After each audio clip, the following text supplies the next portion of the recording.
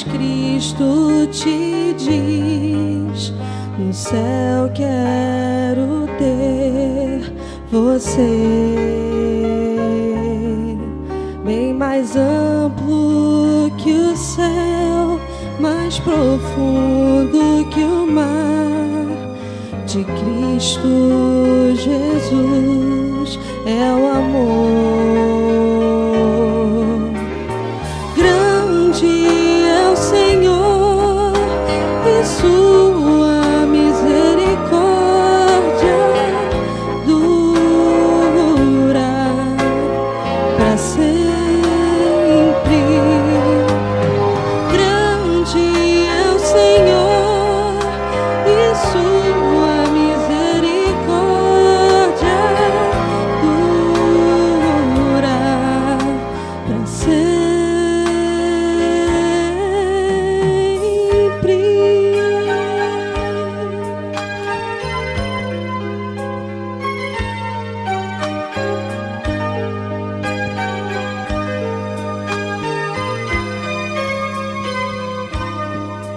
Sem pecado tu estás, Jesus Cristo te diz: no céu quero ter você. Bem mais amplo que o céu, mais profundo que o mar, de Cristo Jesus é o amor. Grande é o Senhor e sua misericórdia dura para sempre. Grande é o Senhor e sua misericórdia dura para sempre. Grande é o Senhor e sua misericórdia dura para sempre. Grande é o Senhor e sua misericórdia dura para sempre.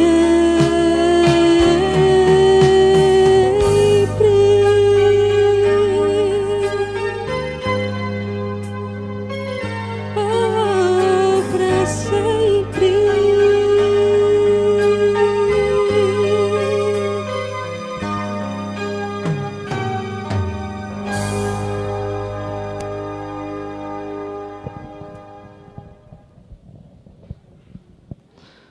Puxa vida, que louvor bonito.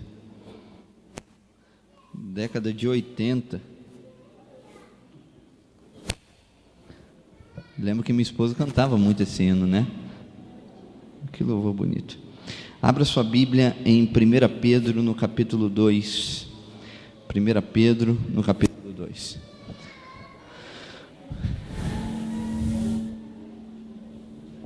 Ok. Louvado seja o Senhor por tudo. Louvado seja o Senhor por esse dia que estamos tendo. Estamos num grupo pequeno hoje. Muitos nossos jovens estão lá no Campuri. Eu estive lá ontem à noite. Vou estar hoje à tarde de novo com eles. Vamos ter batismos acontecendo lá. E é uma bonita programação. Nossos jovens estão, nossos juvenis e adolescentes estão muito bem assistidos lá. Aliás, eu gosto de falar quando as pessoas podem realmente ouvir. Estou muito feliz com a direção de desbravadores aqui do nosso clube, da nossa igreja. Uma diretoria muito forte, muito dedicada, muito competente, uma diretoria que abraçou realmente os meninos. Eu estou muito feliz. Louvado seja Deus. Paulinha, Daniele, aquela turma lá, Marcelo, estão assim muito envolvidos. Eu estou muito feliz com isso, tá bom? Muito bem. Deixa eu só lembrar algumas coisinhas rápidas. Não posso deixar de falar no sábado que vem. Sábado que vem será um dia diferente para nós, mas assim, muito especial. A igreja vai sair um pouquinho do seu costume, da sua tradição de estar fazendo sempre a escola sabatina e o culto pela manhã, e nós vamos estar fazendo a escola sabatina pela manhã e usando essa estrutura, usando essa ferramenta chamada classe de escola sabatina para nos envolver um pouco mais com a missão. Nós queremos que as classes entendam um pouquinho mais isso e vamos tentar fazer isso na prática. Então os professores já estão liderando seus alunos, as classes têm seus projetos. Eu louvo a Deus, porque a igreja está envolvida, os infantis vão fazer uma bonita programação. Concordo com o Alexandre, uma preocupação é que talvez muitos não venham à tarde, pode ser uma inquietação, porém eu queria lembrar para você que o sábado ele não é só de manhã, né? O sábado é o dia todo, o sábado vai até a hora do pôr do sol. Então nós vamos estar aqui nas horas do sábado fazendo o nosso culto divino. Tem a ver com o aspecto do nosso costume, que durante anos criamos o hábito de fazer o culto no sábado pela manhã, tá certo? Vamos estar fazendo o culto divino no sábado à tarde, dentro das horas do sábado, como nós temos o hábito de fazer, apenas num horário diferente. O pastor Sandro Cruz, o Alexandre falou também, vai estar conosco. O pastor Sandro, um bom pregador, vai estar trazendo a palavra de Deus para nós, tá bom? Se organize, não deixe de vir sábado à tarde não, venha, não tem nada errado no que vai acontecer. Aliás, nós estamos fazendo algo um pouco diferente, mas tudo dentro dos princípios da palavra de Deus, tá bom? Não deixe de vir não, se organize para isso. Vem, vamos adorar a Deus no sábado pela manhã, fazendo a escola sabatina, fazendo as nossas ações de missão, pregando o evangelho, mostrando para as pessoas que existe um Deus vivo que quer salvar. E no sábado à tarde, a classe bíblica também vai estar fazendo a sua ação de missão, né? Até os nossos irmãos que são membros da escola sabatina, mas ainda não são batizados, vão estar saindo para a sua ação de missão. Toda a igreja vai estar saindo. Então, esteja conosco, tá bom? Não pense que porque está sendo diferente vai ser ruim. Não vai ser ruim, vai ser muito interessante, inclusive ampliando a nossa visão quanto à questão do sábado e a adoração especial nesse dia, tá bom?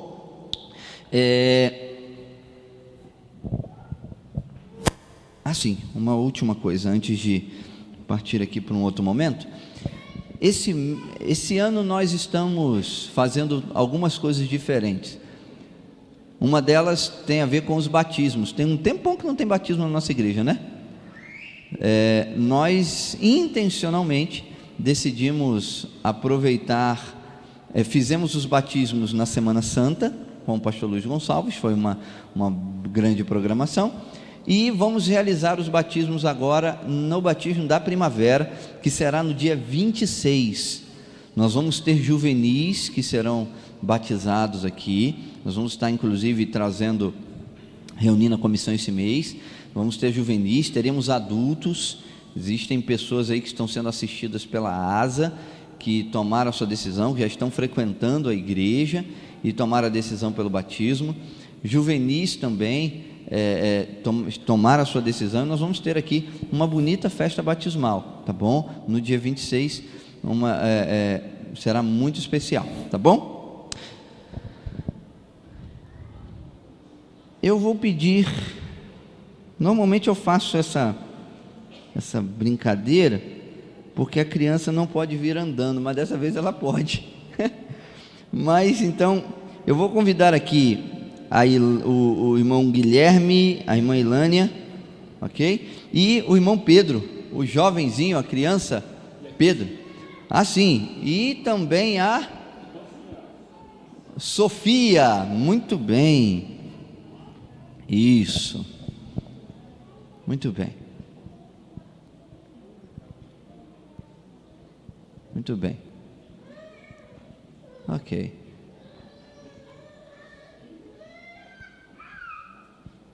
Nós vamos estar fazendo aqui uma cerimônia de dedicação. O Pedro já está maior um pouquinho, mas ele ainda não foi dedicado, e nós vamos fazer isso. Vamos fazer isso hoje, agora, tá bom? Fala, cabra macho. Você está brabo assim por causa de quê? Muita calma nessa hora. Deixa eu só abrir a minha Bíblia.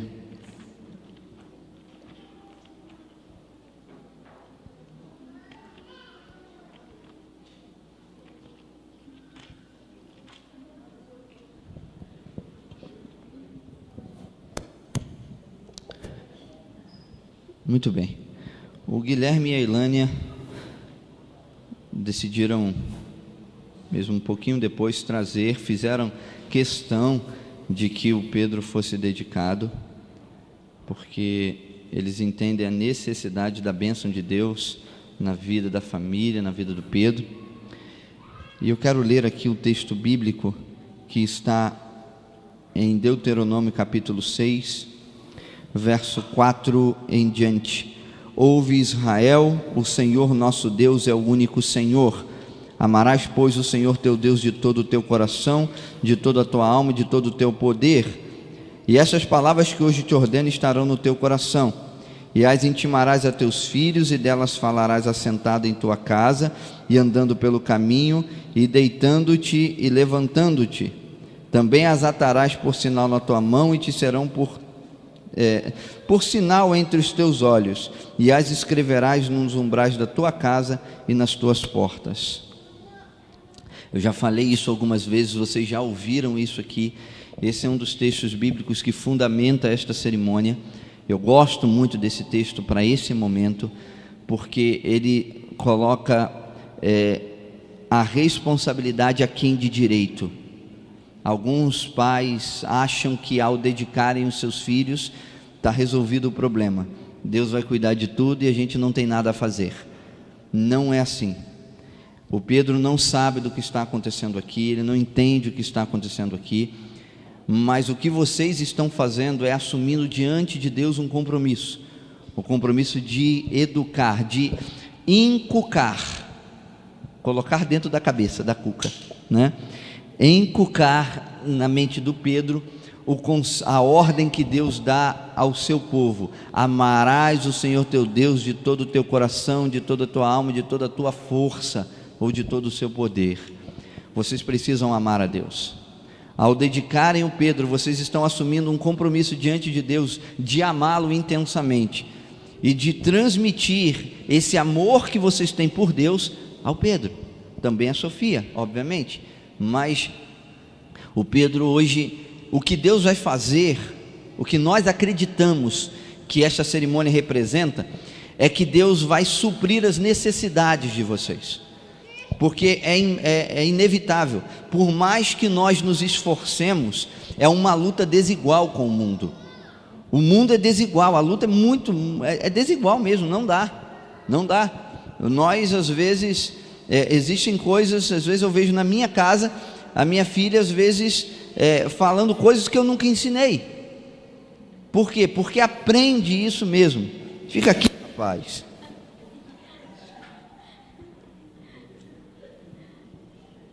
Fujão. Então, por mais que nós nos esforcemos, é difícil, é maior do que nós, mas existe um Deus que é maior do que as nossas limitações. Existe um Deus que é maior do que esse mundo. Existe um Deus que é maior do que tudo. E é para esse Deus que vocês vão estar dedicando o Pedro. É para esse Deus que vocês vão estar clamando agora e pedindo: Senhor, cuida. E aí, quando chega o limite da atuação dos pais, é o momento que Deus interfere, é o momento que Deus age. Então, sobre vocês vai repousar a bênção do Senhor na educação do Pedro, se vocês amarem o Senhor e decidirem ensinar o Pedro a amar o Senhor. É isso que vocês querem como pais? Sim? Muito bem, então agora eu vou tentar. Eu espero que eu consiga. Eu vou tentar.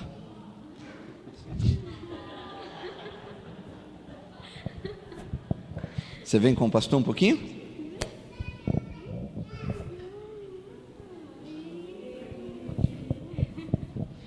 Queridos, nós vamos nos ajoelhar aqui, eu vou pedir à igreja que fique em reverência e nós vamos fazer a oração de dedicação.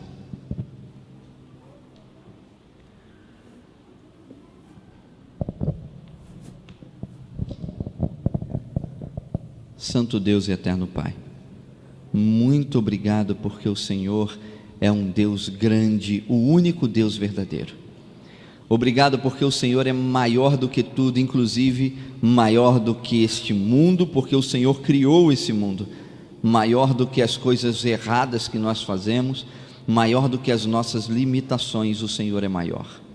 E é confiando na Tua grandeza que nós decidimos amar ao Senhor.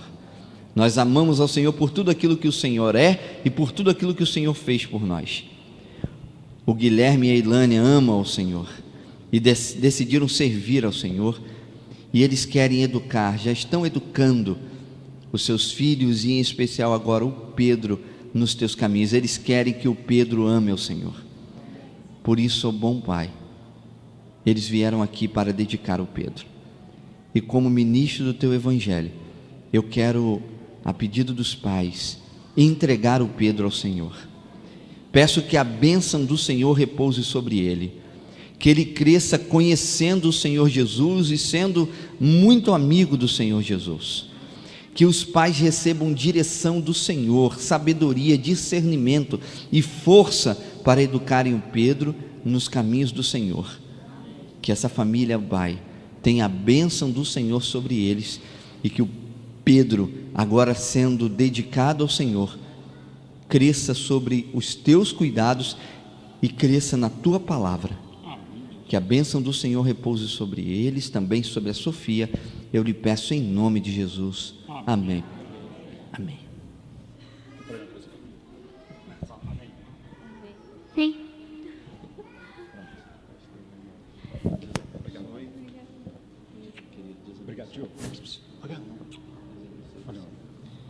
Olha, essa foi uma dedicação que algumas falhas na comunicação aconteceram. A Ilânia tentou contato com alguns anciãos, enfim, não conseguiram, e acabou acontecendo entre nós dois o combinado. Por isso, esqueci de falar com o Ministério Infantil, que normalmente tem algo para entregar. Vocês me desculpem, mas tenho certeza que vai fazer chegar até vocês certificado de dedicação, tudo isso vai chegar, tá bom? Assinado pelo pastor. Muito bem.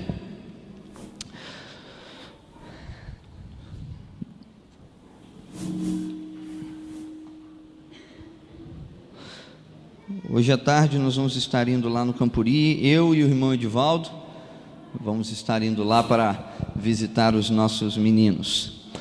Querido, eu convidei você para abrir a sua Bíblia em 1 Pedro no capítulo 2.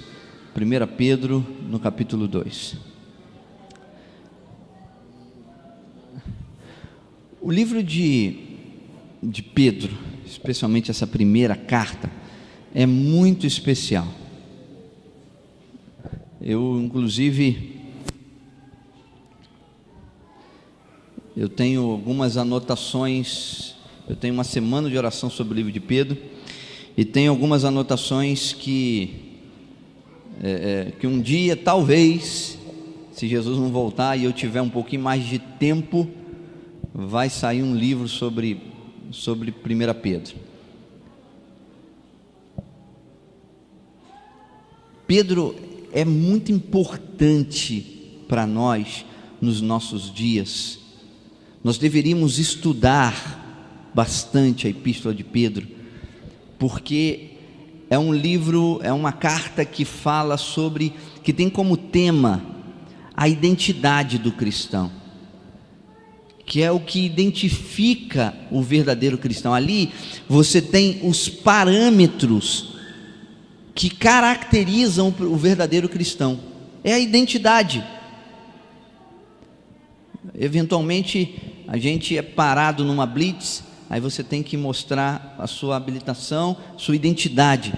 Às vezes você está em numa repartição pública, alguma coisa, você tem que mostrar a sua identidade, para poder dizer que você realmente é quem você está dizendo ser. Pedro, o livro de Pedro, mostra, o tema fala sobre a identidade, ou seja, como deve ser o cristão, como é a vida do cristão que se diz ser cristão. E porque existem muitos aspectos que foram desenvolvidos aí no passar do tempo sobre ser cristão, é muito importante a gente ver a referência bíblica sobre isso. Porque às vezes tem verdades que a gente ouve a vida toda, e a gente pensa que são verdades, mas depois, quando você vai estudar um pouquinho, ou você recebe alguma informação, já aconteceu com você isso? De você acreditar em uma coisa assim durante muito tempo, e depois você perceber, você aprendeu que aquilo não era certo? Isso já aconteceu várias vezes comigo. Eu li um livro certa vez, chama Inventando a Terra Plana, Jeffrey Russell, o nome do autor. Eu desde pequenininho, eu aprendia na escola a escola ensinava para a gente que no passado, os antigos ensinavam, especialmente na Idade Média, que a Terra era plana, né? E que os navegadores iriam passar e tinham medo de chegar no momento que ia cair. A gente ouvia isso, que no passado se acreditava assim. Depois que eu li esse livro, eu vi que essa nunca foi uma ideia do passado, não. Os antepassados não ensinavam isso, eles não pensavam assim, isso foi um conceito que se desenvolveu. Nossa, mas tanta coisa que a gente às vezes pensa que está certo, pensa que é verdade, mas não é. Às vezes se dá também na vida cristã, na religião.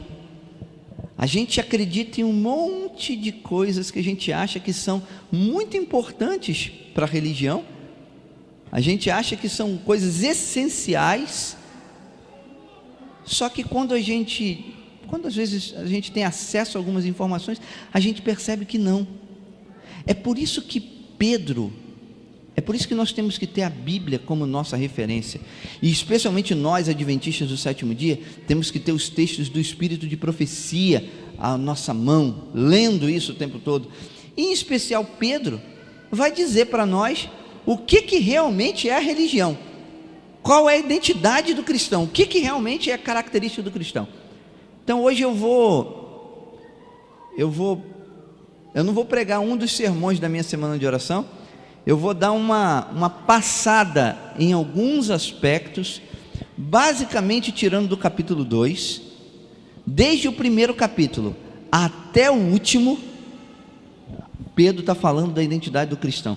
Quando Pedro ele tem uma estrutura macro, ele tem uma estrutura maior, que identifica algumas características, mas ele vai repetindo a maneira como Pedro escreve. Na verdade aqui ele usa um escriba, né? Então é bem interessante. No capítulo 2 a gente vê quase que um resumo do livro, e eu quero destacar algumas características aqui. Vamos ler o capítulo 2.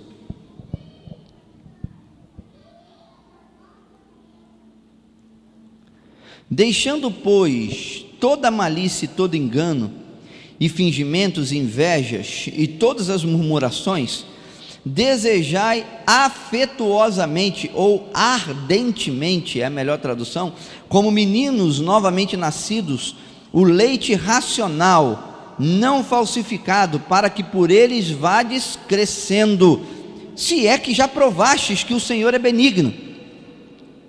E chegando-vos para ele a pedra viva, reprovada na verdade pelos homens, mas para Deus eleita e preciosa, vós também, como pedras vivas, sois edificados, casa espiritual e sacerdócio santo, para oferecer de sacrifícios espirituais agradáveis a Deus por Jesus Cristo. Pelo que também na Escritura se contém: eis que ponho em Sião a pedra principal da esquina, eleita e preciosa, e quem nela crer não será confundido. E assim, para vós, os que credes, é preciosa, mas para os rebeldes, a pedra que os edificadores provaram, essa foi a principal da esquina, e uma pedra de tropeço e rocha de escândalo para aqueles que tropeçam na palavra, sendo desobedientes, para o que também foram destinados. Mas vós sois geração eleita, sacerdócio real, nação santa, povo adquirido para que anuncieis as virtudes daquele que vos chamou das trevas para a sua maravilhosa luz.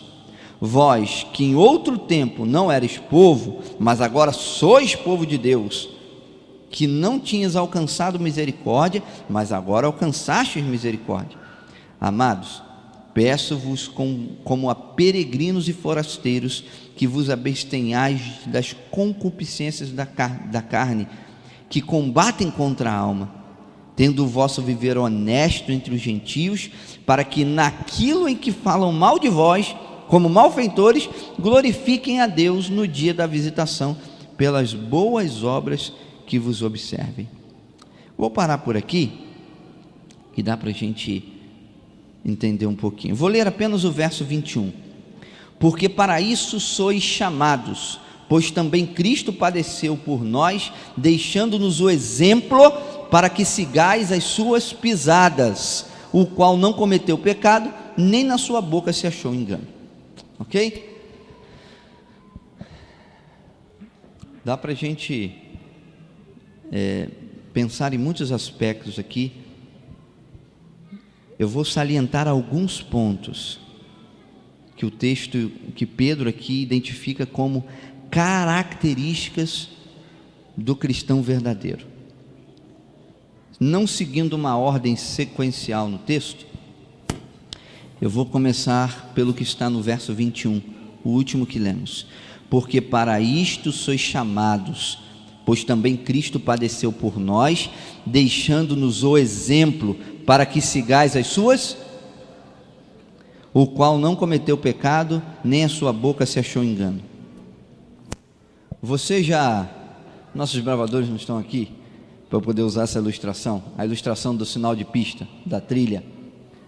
Quando a gente anda, uma das atividades que os bravadores fazem é caminhar pela trilha e deixar, se você vai na frente e precisa que outros cheguem um pouco mais tarde, você deixa alguns sinais. Você tem que andar seguindo aqueles sinais, você tem que andar na trilha. A minha filha tem mania de andar seguindo os passos de quem está na frente, ou eu ou a mãe. Às vezes a mãe está na frente e eu com ela atrás, ou às vezes eu estou na frente e a mãe com ela atrás, e ela fica andando seguindo os passos. Isso é costume de criança.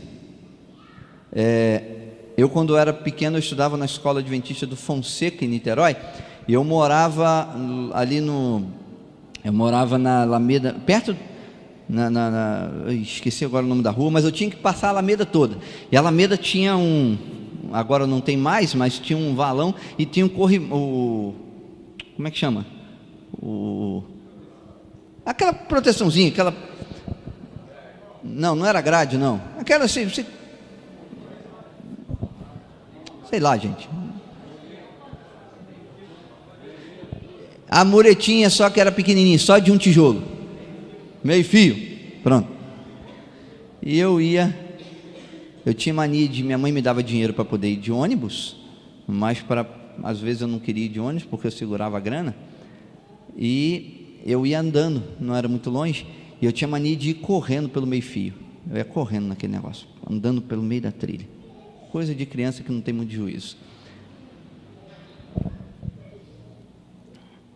Pedro está dizendo aqui que nós fomos chamados para seguir as pegadas de Jesus. Nós fomos chamados para seguir a trilha de Jesus.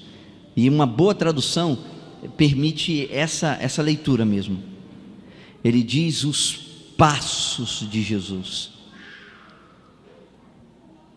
O cristão é aquele que tem em Jesus a sua referência.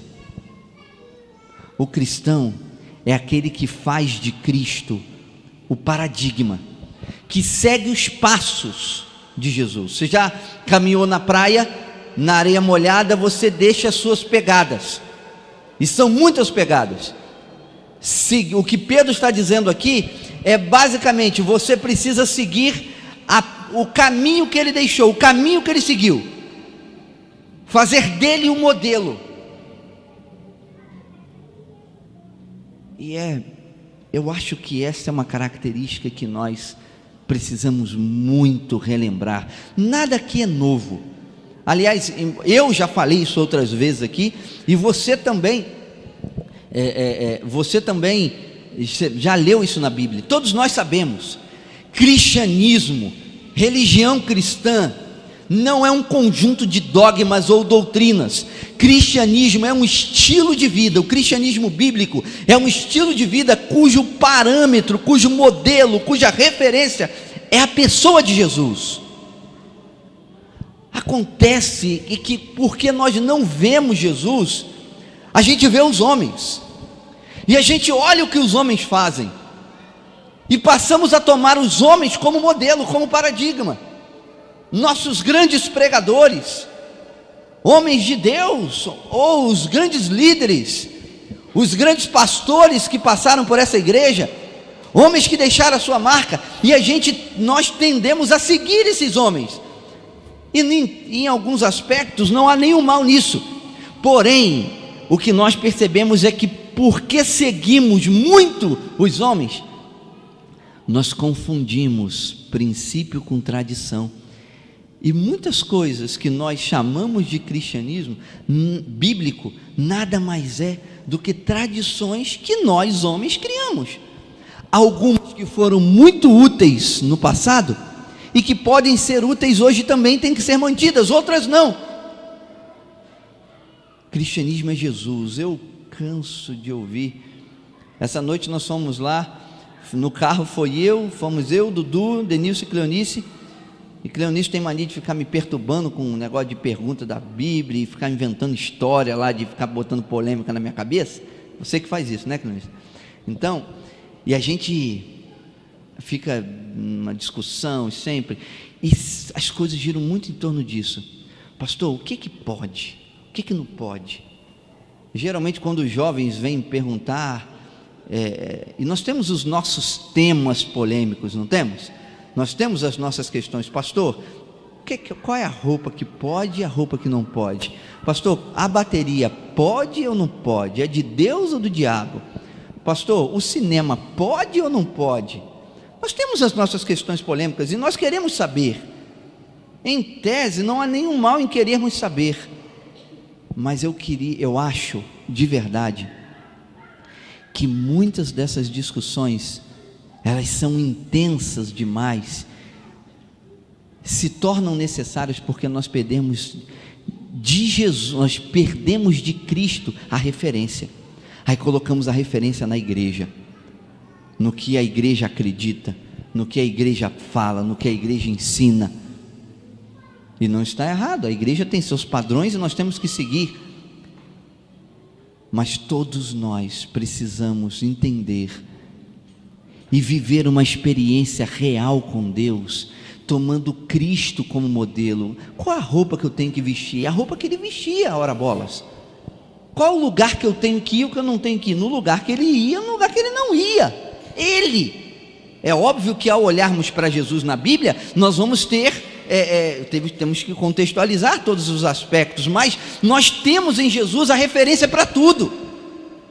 Ele é um modelo, tem que caminhar nas pegadas dele. Deixa eu falar uma coisa para você.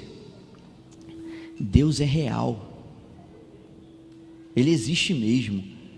Não é história da carochinha, não é uma filosofia ou uma ideia que a gente apresenta aqui no sermão, ou fala na Bíblia ou na lição. Ele é real, Ele existe.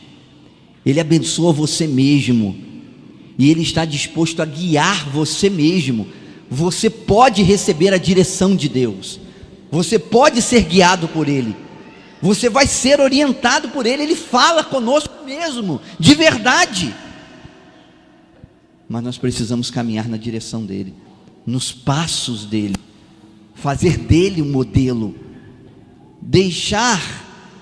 nós precisamos, na verdade, admirar os homens, mas seguir somente a Cristo. admirar os homens, respeitar os homens, mas seguir a Cristo. Pastor, isso é muito óbvio que você está falando. É óbvio. Só que parece que é um óbvio que a gente esqueceu. Nós tiramos Jesus da igreja, em muitos aspectos, e colocamos nossos costumes às vezes, ou o pastor da igreja, ou o ancião da igreja, ou aquela figura inusitada que você ama e respeita. A igreja tem o seu lugar, os líderes, os homens têm o seu lugar no reino de Deus, mas o que Pedro está dizendo é que o verdadeiro cristão é aquele que segue as pegadas não do homem, não dele mesmo. Ele não fala sigam as minhas pegadas aqui, não. Ele fala que sigam as pegadas de Cristo. Ele é o modelo. O cristão bíblico é aquele que tem em Jesus a sua referência, que ele é como Jesus, ele vive como Jesus viveu. Segundo ponto, e eu vou salientar apenas 3. Você entende isso? Será que existem aspectos da nossa fé, da sua vida com Deus, da maneira como você está vivendo a sua religião, aspectos do seu dia a dia, que se você olhar para Jesus, você vai perceber que não está sendo como Ele queria? Será que existem aspectos na minha e na sua vida que nós precisamos mudar para fazer como Ele fazia? Siga Jesus. Ele vai te ensinar, Ele vai falar com você. Deus é real, Ele existe mesmo, e Ele guia a nossa vida. O Espírito Santo está aqui, Deus está aqui agora. Nós estamos falando dEle porque Ele está aqui, e Ele está chamando você a ter uma experiência com Ele, a segui-lo. É difícil, sabe por que eu insisto com isso? Minha esposa fala: antes você vai pregar disso de novo, não aguento mais ouvir você falar. Mas quem mandou casar com o pastor? Vai ouvir. É mais ou menos assim. A gente fala, e as pessoas sacodem a cabeça e dizem: que legal, mas ainda não mudou.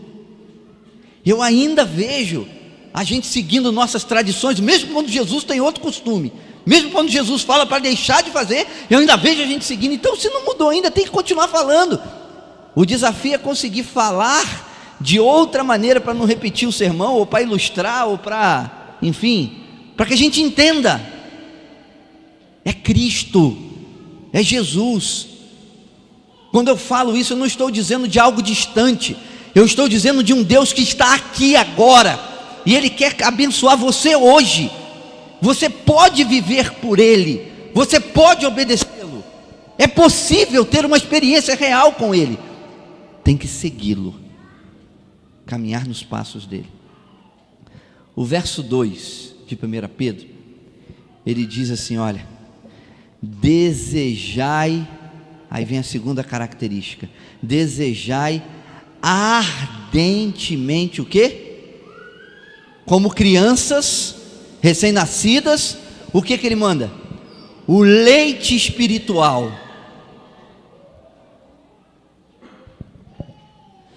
Antes de ser pai, eu gostava mais desse negócio. Hoje eu não gosto muito mais, porque leite é um troço muito caro. Eu lembro disso, é uma despesa com leite tremenda. Misericórdia. E eu acho que e tem negócio de leite tipo de não sei o que, leitinho mais não sei quanto. Eu acho que aquilo tudo é conversa fiada para poder arrumar dinheiro. Eu não acredito em nada daquilo. Mas é curioso a maneira como Pedro fala aqui. Olha, você precisa querer o leite espiritual como uma criança quer o leite. A Raquel essa noite acordou umas 4 vezes, deu na veneta dela, acordou umas 4 vezes, e ela só fala uma coisa, ou papai, ou mamãe, enfim: mamãe, quer mamadeira. E aí a mãe vem, traz a mamadeira, ela toma a mamadeira, depois ela só levanta o braço assim, acabou. Aí a gente vai lá e pega. É incrível. Tem horas que a gente quer dar suco, assim, de um dia, alguma coisa, ela quer o leite. Ela quer a mamadeira, quer o leite. É mais ou menos nessa ilustração, que é mais ou menos isso que Pedro está dizendo, que nós precisamos desejar. Aqui eu não vou entrar no mérito do leite espiritual, mas eu vou entrar no motivo do porquê. Para quê, aliás?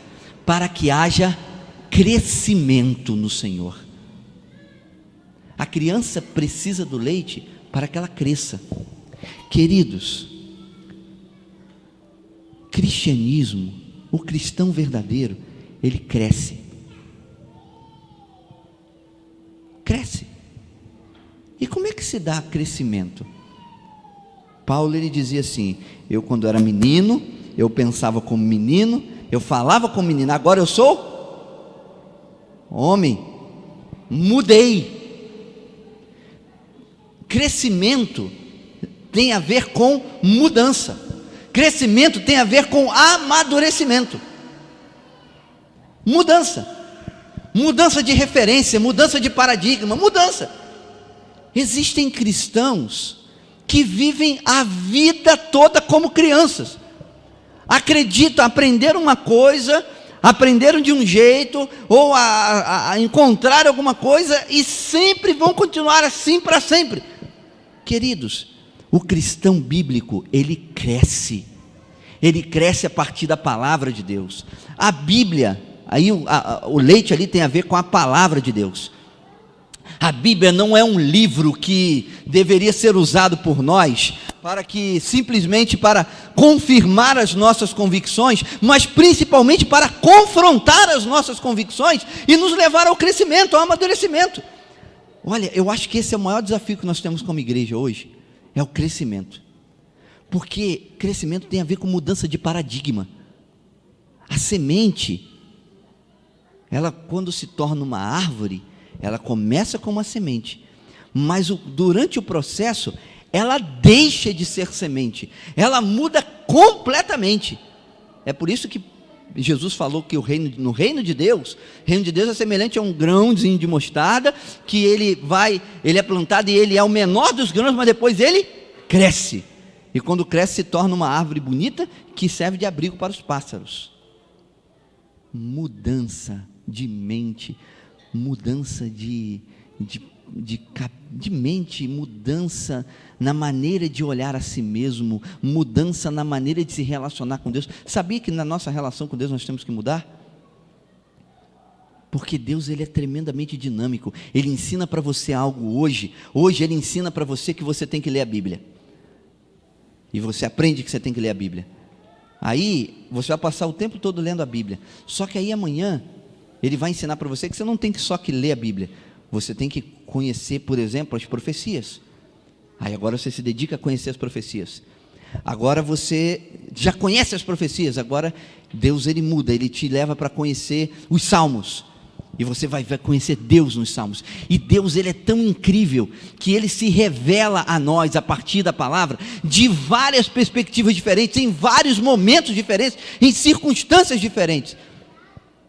Mas nós, às vezes, porque não queremos crescer, porque deixamos de ser cristãos bíblicos, somos cristãos da igreja, cristãos da tradição ou dos costumes, nós não crescemos, não mudamos a maneira de enxergar. Mudança não tem a ver com abandono de princípios. Nós temos essa ideia, né? De que mudança tem a ver com abandono de princípio. Eu vou mudar, eu vou deixar de fazer as coisas certas que eu fazia. Não. Crescimento não é você deixar de fazer coisas certas para passar a fazer coisas que são erradas. Crescimento tem que ver o seguinte: hoje eu aprendi isso, agora em cima desse alicerce que eu aprendi, eu vou aprender mais, e esse aprendizado vai mudar a minha maneira de ser. O cristão bíblico é aquele que cresce e que deseja crescer, é aquele que está disposto a amadurecer. Terceiro, E aí nós vamos ao verso 5. Vamos ao 9, melhor.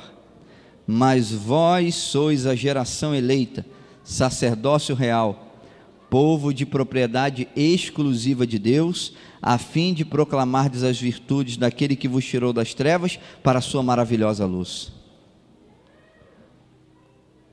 O cristão bíblico, ele é aquele que é como Jesus. O cristão bíblico é aquele que cresce. É aquele que cresce, é aquele que deseja crescimento e cresce. Ele muda. O cristão bíblico é chamado de sacerdote. E normalmente nós gostamos de salientar isso porque nós temos uma ideia católica ainda de sacerdote. O pastor é o sacerdote apenas, mas aqui ele está dizendo que nós somos uma nação de sacerdotes. E pensar nisso talvez pode me levar a pensar assim: poxa, eu sou muito importante, então porque eu sou um sacerdote? Sim, mas a ênfase dele aqui não está na importância do sacerdote, mas na função do sacerdote. É aquele que exerce um ministério no reino de Deus. E o motivo desse sacerdócio, é a fim de proclamardes as virtudes daquele que vos tirou das trevas para a sua maravilhosa luz. Não existe cristão que não tenha dom espiritual e que não tenha nada a fazer no reino de Deus. O cristão bíblico é aquele que exerce um ministério no reino de Deus. E esse é um outro desafio que nós enfrentamos hoje. Nós temos uma ideia de que o pastor ou a liderança da igreja são aqueles que têm que fazer as coisas. E nós temos que ver o que os outros estão fazendo, não temos nada a fazer. Ou eu tenho que custear isso com o meu dízimo e oferta. Eu vou bancar com o meu dízimo e oferta para que os líderes da igreja trabalhem. Esses dias eu postaram uma foto lá no WhatsApp. É bem interessante. Um ônibus atolado numa ribanceira. E aí estava lá só um homem com um pé na ribanceira e o outro no ônibus, empurrando o ônibus. E lá dentro, o pessoal olhando assim, botando a cabeça do lado de fora. Aí alguma criatura criativa colocou lá uma setinha. Aquele que estava empurrando o ônibus era o pastor, o ônibus era a igreja, e dentro da igreja dentro do ônibus estavam as pessoas falando: vamos embora, pastor, você está fraco demais, tem que empurrar o ônibus, senão o ônibus não vai andar. Ixi, está demorando demais isso, e não sei o quê. É claro que essa é uma ilustração maliciosa, mas em alguns aspectos não deixa de ter um pouquinho de verdade, porque nós herdamos a ideia de sacerdócio da Igreja Católica. Nós esperamos que os líderes sejam aqueles que façam as coisas acontecerem. Queridos, você e eu somos sacerdotes no reino de Deus. Todos nós temos algo a fazer no reino de Deus. Todos nós, não existe possibilidade de ser cristão sem ter um ministério no reino de Deus. Os ministérios são variados porque os dons são variados, mas no reino não pode haver apatia, no reino não pode haver indiferença, no reino de Deus não pode haver neutralidade, não existe neutralidade no reino de Deus. Todos têm o seu dom, todos têm o seu papel a cumprir, sua parte a fazer, todos. Nesse processo de proclamar as virtudes daquele que vos tirou das trevas para a sua maravilhosa luz, o Júnior tem a sua parte, a Kátia tem, o Denilson tem, o pastor tem, todos têm, todos temos. E o grande desafio que nós temos hoje como igreja é mobilizar esse exército. Na semana que vem nós vamos sair para uma ação de missão. Por que nós decidimos fazer com as classes? Porque ali o professor tem condição de despertar para você que todo mundo tem algo a fazer. Pode fazer junto com a igreja, pode fazer separado da igreja, individualmente, mas todos temos um sacerdócio. Todos temos um ministério. Todos, de alguma maneira, precisamos cumprir a missão, todos. E eu fico sonhando o dia em que esta igreja vai despertar para essa verdade tão simples. Eu não estou repetindo, eu não estou falando nada novo. Eu estou chovendo no molhado aqui. Eu estou só chamando a sua atenção para algo que você já sabe. você tem uma obra a realizar nesse mundo através dessa igreja. Não espere ser nomeado. Não, eu vou esperar então que a comissão de nomeações, irmão Edivaldo, me nomeie para ser ancião, ou para ser diácono, ou para ser líder de algum ministério da igreja, Kátia. E aí, se eu for líder de algum ministério da igreja, então eu vou trabalhar para a igreja. Ei, os líderes são apenas aqueles que estimulam. Os líderes são apenas aqueles que assim, vamos nessa direção aqui. Mas todos têm algo a fazer. Precisamos sair da apatia, da indiferença. Precisamos acordar, viver no mundo em função dos perdidos. Não é errado isso, é certo. Porque finalmente eu entro na última característica, quando Pedro diz que nós somos peregrinos. Peregrino. Peregrino é aquele que não está na sua casa.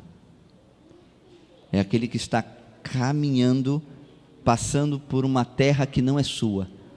O peregrino normalmente não sabe o idioma.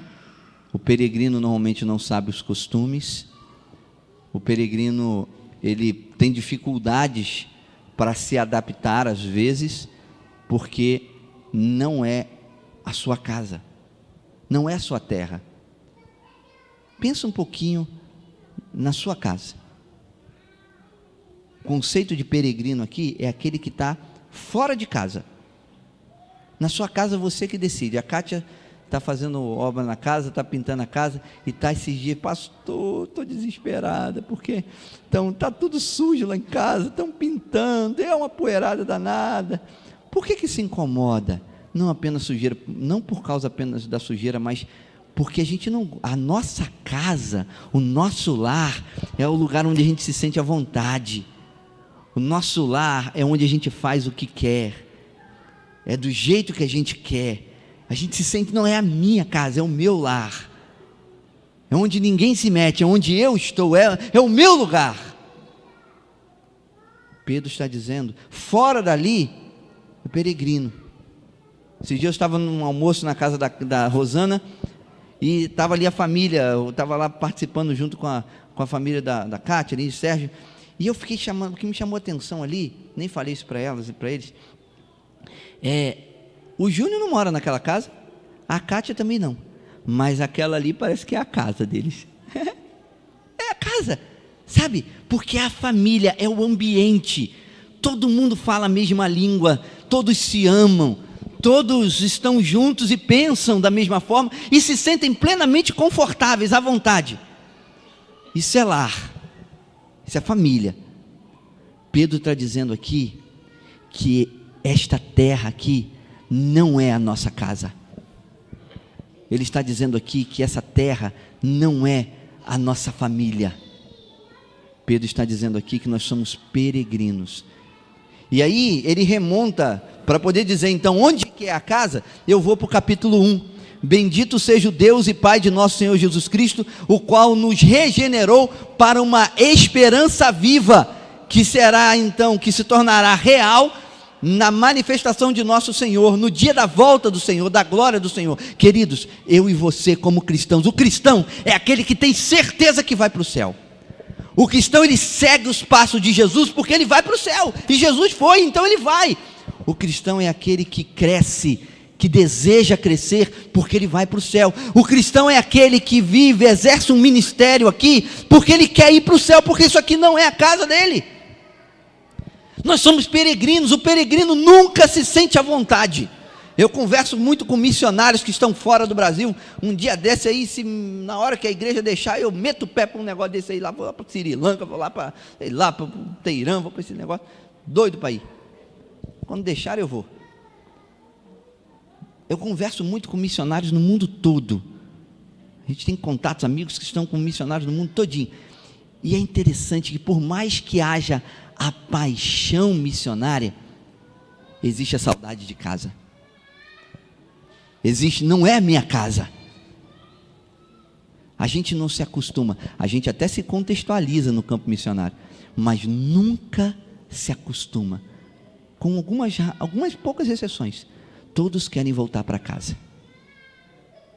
Eu e você não podemos nos acostumar com esse mundo. A gente vive aqui, Deus nos abençoa aqui, mas as bênçãos de Deus para nós aqui não são para nós, Deus nos dá as bênçãos para que a gente se acostume com isso aqui. Ele nos dá as bênçãos para que sejam um meio, para que a gente saia daqui. Eu e você precisamos acreditar mais no céu. Eu e você precisamos acreditar que nós vamos para Jesus, que nós vamos para o céu.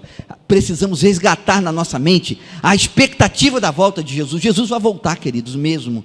É real, é de verdade. E não vai demorar, não. Não vai demorar. Ah, queridos, você já ouve isso. Edivaldo já ouve há uns 150 anos que ele ouve isso, que Jesus vai voltar. Eu só posso brincar assim porque eu te amo, Edivaldo, você sabe, né?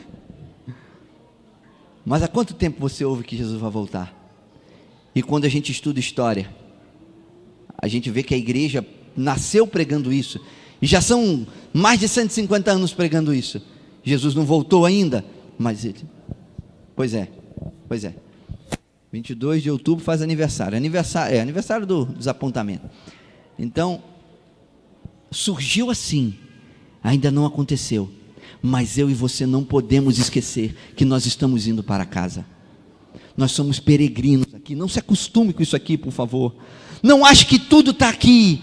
Você pode realizar grandes coisas aqui, mas entenda, tudo aqui tem que ser uma ponte para você ir para o céu. É aquela música que eu gosto muito e é verdadeira. É com os pés na terra e com os olhos no céu. Não cometamos o erro que o povo de Israel cometeu quando estava no cativeiro babilônico. Uma parte voltou, uma parte não voltou, porque Babilônia era um bom lugar para se viver. Você está conseguindo realizar o sonho de ser advogado, mas isso é só um meio, cara. E Deus ainda vai te dar muitos sonhos aqui, mas é só uma ferramenta. Eu não sei, você tem os seus sonhos, você tem suas coisas, as bênçãos que Deus está te dando. Não esqueça, isso aqui não é a sua casa. E tudo culmina nesse ponto. Eu vou para o céu, por isso eu vou caminhar com Jesus, por isso eu vou crescer, vou mudar, vou tirar as coisas que estão erradas e vou fazer aquilo que é certo. É por isso que eu vou trabalhar para o reino de Deus aqui, porque eu vou para o céu. É isso que a Bíblia fala do cristão, é isso que identifica o cristão. Que Deus nos abençoe, que em nome de Jesus nós sejamos cristãos bíblicos e finalmente alcancemos o cumprimento da promessa ainda em nossos dias, de vermos Jesus voltar e saiamos dessa terra onde somos peregrinos para o nosso verdadeiro lar, as mansões celestiais. Deus nos abençoe.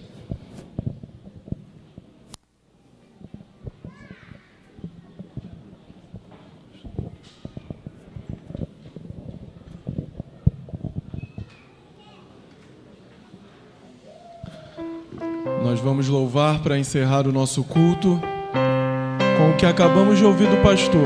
Estamos caminhando. Vamos nos colocar em pé, hino de número 490. Caminhando para aquele lar onde está nosso Jesus Cristo.